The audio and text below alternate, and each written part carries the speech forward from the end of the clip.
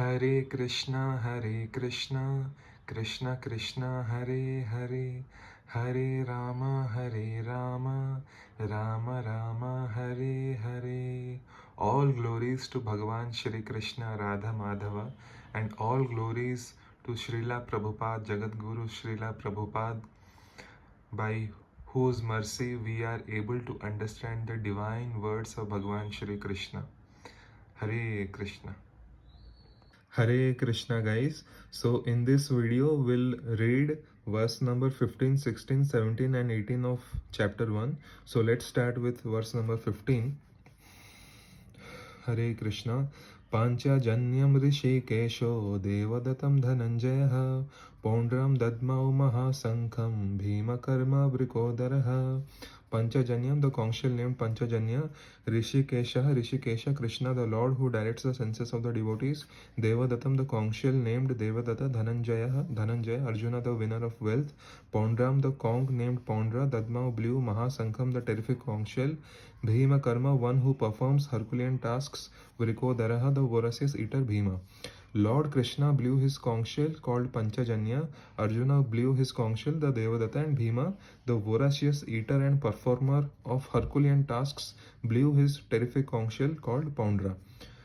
So, purport given by his grace. So, this paragraph is very important. So, let's read this paragraph carefully. Purport given by his grace. Lord Krishna is referred to as Rishikesha, right? Is referred to as Rishikesha here. Panchajanyam Rishikesha in this verse because he is the owner of all senses, right? The living entities are part and parcel of him, and therefore the senses of the living entities are also part and parcel of his senses. The impersonalist cannot account for the senses of the living entities, and therefore they are always anxious to describe all living entities as senseless or impersonal. The Lord, this is very important, the Lord situated in the hearts of all living entities directs their senses. The Lord situated in the hearts of all living entities directs their senses. But he directs in the terms of the surrender of the living entity. And in the case of a pure devotee, he directly controls the senses. Right? Here on the battlefield of Kurukshetra, the Lord directly controls the transcendental senses of Arjuna, and thus his name, particular name of Rishikesha. Right? If a particular devotee is 100% surrendered to Krishna, then in that case, the senses of the devotee will be directly controlled by Krishna. 100% it will be controlled by Krishna. If a devotee is 10% surrendered to Krishna, then 10% of his senses will only be controlled by Krishna, and rest of the 90% will be controlled by Maya. He will be in the realm of Maya. 90% of his senses will be in the realm of Maya. Right? And the person who is completely surrendered, his senses are not ordinary senses. Right? His senses are called transcendental senses.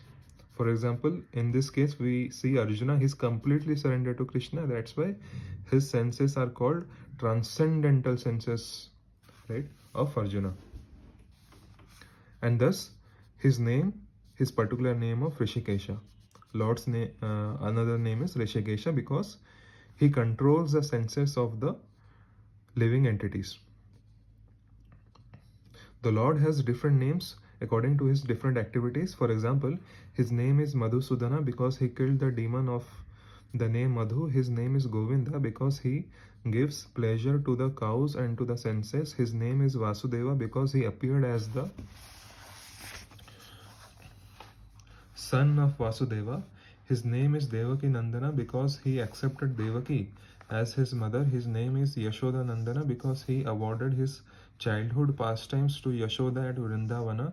His name is Parthasarathi because he worked as charioteer of his friend Arjuna. Similarly, his name is Rishikesha because he gave direction to Arjuna on the battlefield of Kurukshetra.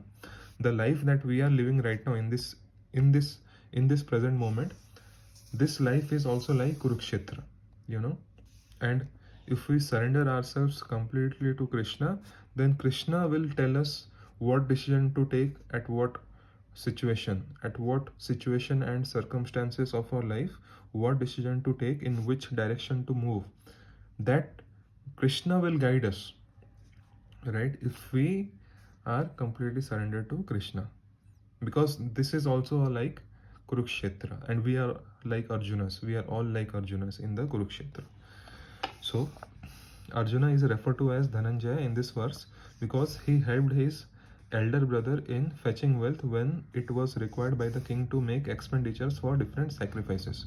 Similarly, Bhima is known as Vrikodaraha because he could eat as voraciously as he could perform Herculean tasks such as killing the demon Hidimba. So the particular types of conch shell blown by the different personalities on the side of Pandavas, beginning with the lords, were all very encouraging to the fighting soldiers. On the other side, there were no such credits, nor the presence of Lord Krishna, the supreme director, nor that of the goddess of fortune. So they were predestined. Who? The Kauravas, the Kurus. They were predestined to lose the battle. And that was the message announced by the sounds of the conch shells. Now we'll read verse number 16 to 18. Hare Krishna. So the verses go like this. Ananta Vijayam Raja Kuntiputro Yudhishthiraha Nakulah Sahadevascha Sughosha Manipushpakau Kasyascha Parameshwasa Shikhandi cha Maharatah Drishtadumnyo Viratascha Satyakischa Parajitah Drupado Dropadeyascha Sarvasah Prithivipate Sobhadrascha Mahabahus Sankhan Dadmu Prithak Prithak. Ananta Vijayam, the conch named Ananta Vijaya, Raja the king, Kunti Putraha, the son of Kunti, Yudhishthiraha, Yudhishthira, Nakula, Nakula, Sahadevaha, Sahadeva, Cha, and Sughosha, Manipushpako, the conches named Sughosha and Manipushpaka. Kashya, the king of Kashi, Varanasi, Cha, and Parama Ishuvasa, the great archer Shikhandi, Cha, also Maharatha, one who can fight alone against thousands. Drishtadumnya, the son of King Drupada, Virata, the prince who gave shelter to the Pandavas while they were in disguise. Cha, also Satyaki, the same as Yuyudhana, the charioteer of Lord Krishna. Cha, and Aparajitaha, who had never been vanquished.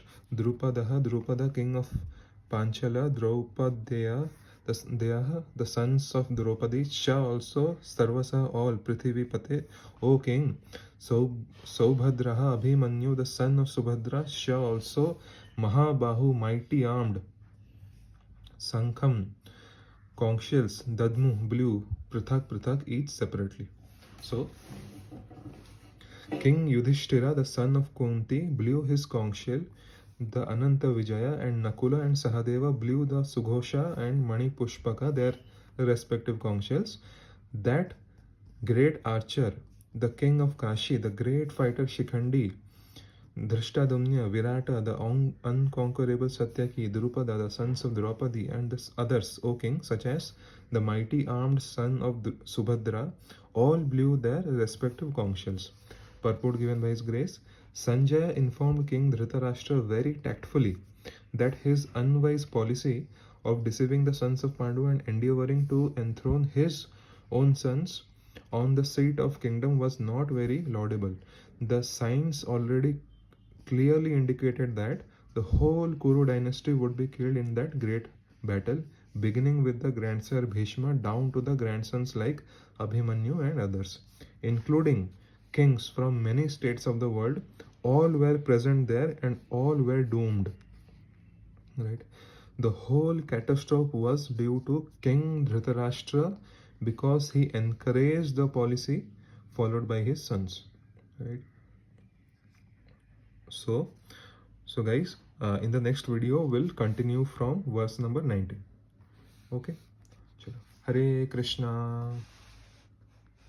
The Supreme Lord directly controls the senses of the devotee who is completely surrendered to the Supreme Lord, right? And his senses are transcendental senses. Hare Krishna. Hare Krishna.